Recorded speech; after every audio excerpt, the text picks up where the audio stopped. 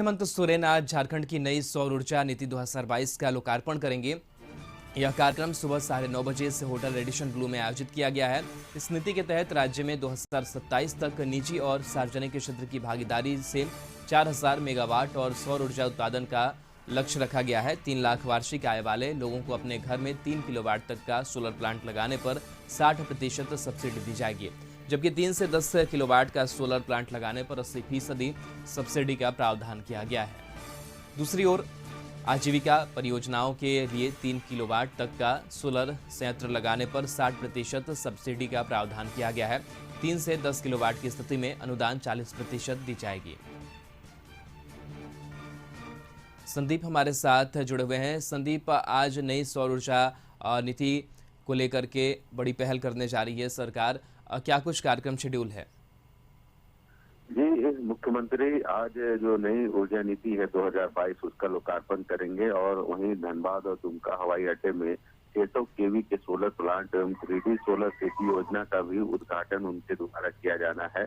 और राज्य सरकार कहीं न कहीं अक्षय ऊर्जा से समृद्ध करने की कोशिश कर रही है और उसी कोशिश की एक पहल है कि सौर ऊर्जा नीति 2022 का लोकार्पण मुख्यमंत्री के हाथों आज होना है। और यह कार्यक्रम उद्घाटन जो नीति है उसका लोकार्पण का समय 9:30 बजे लगभग रखा गया है और आज के मुख्यमंत्री इस कार्यक्रम में शामिल होंगे और उनके द्वारा ही इस सौर ऊर्जा नई नीति 2022 उसका लोकार्पण होना है। मुख्य रूप से यदि देखा जाए तो राज्य सरकार लगभग 4000 मेगावाट क्षमता की सौर ऊर्जा का लक्ष्य रखी है, जिसको अमलीजामा पहनाने की कोशिश इस नई ऊर्जा नीति के तहत की जा रही है। और सरकार इसमें सब्सिडी देने की भी बात कर रही है ताकि अधिक से अधिक लोग सौर ऊर्जा का जो उपयोग है वो कर सके। तो देखना होगा राज्य के लिए कितना वरदान साबित होगा या अक्षय ऊर्जा।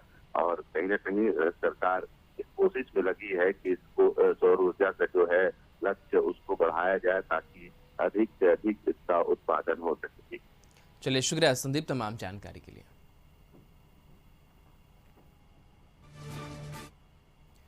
मुख्यमंत्री हेमंत सोरेन धनबाद पहुंचे, जहां उन्होंने कई योजनाओं का शिलान्यास किया, साथ ही परिसंपत्ति का भी वितरण किया। समारोह के दौरान सीएम हेमंत सोरेन ने 350.86 करोड़ रुपए की 118 योजनाओं का शिलान्यास किया। वहीं 161.28 करोड़ रुपए की 106 योजनाओं का उद्घाटन भी किया। साथ ही 18,946 लाभुकों के बीच 48.911 करोड़ रुपए की परिसंपत्तियों का भी वितरण किया गया। साथ ही साथ समारोह में 174 व्यक्तियों को सरकारी नौकरी और कौशल विकास योजना के अंतर्गत युवाओं के प्लेसमेंट के लिए नियुक्ति पत्र का भी वितरण किया गया। सुश्री कुसुमलता कुमारी कई कारणों से ये जिला हमेशा सुर्खियों में रहा है। खनिज संपदा तो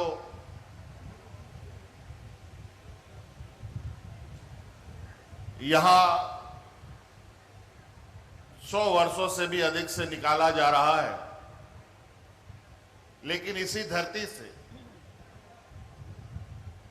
अनेकों लौह पुरुष कहा जाए, आंदोलनकारी कहा जाए, संघर्षशील व्यक्ति कहा जाए, इन लोगों ने भी इस धरती में जन्म लिया।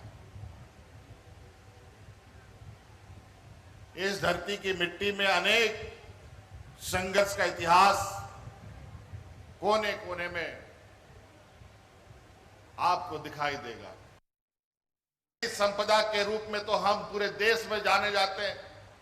हमारे पास जितनी खनिज संपदाएं हैं, इस देश में किसी राज्य के पास इतनी खनिज संपदाएं नहीं। सिर्फ कोयला नहीं, अनेकों प्रकार के खनिज संपदा हमारे इस राज्य में।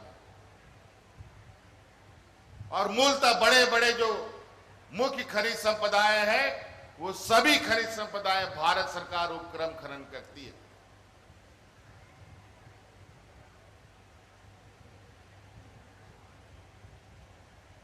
और कहीं ना कहीं पूर्व में ये बात आकलन करने में लोगों में कमी रही होगी कि आखिर जो लोग विस्थापित होंगे, जो अपने खेती बाड़ी घर द्वार से बेघर होंगे, उनका आने वाला भविष्य क्या होगा, उनका पीढ़ियों का क्या होगा। इस पर चिंताएं नहीं हुई। आज 100 वर्षों भी बीत गए, लेकिन आज कोयला कंपनी ने एक भी खदान पूरा खनन करके रिफिल करके राज्य सरकार को वापस नहीं किया। अगर वो खदान वापस हो चुका होता तो आज वो खदान का जो मूल रैयत है उसको हम लोग वापस कर देते। लेकिन आज समस्याएं ज्यों का त्यों। लेकिन इसे बीच सरकार का ये प्रयास रहा है कि कैसे हम यहां के लोगों के और उनके तकलीफों को हम कम कर पाए। आज इस बीच जो हम लोगों ने सरकार बनने के बाद समस्याएं झेली है वो किसी से छुपा नहीं है।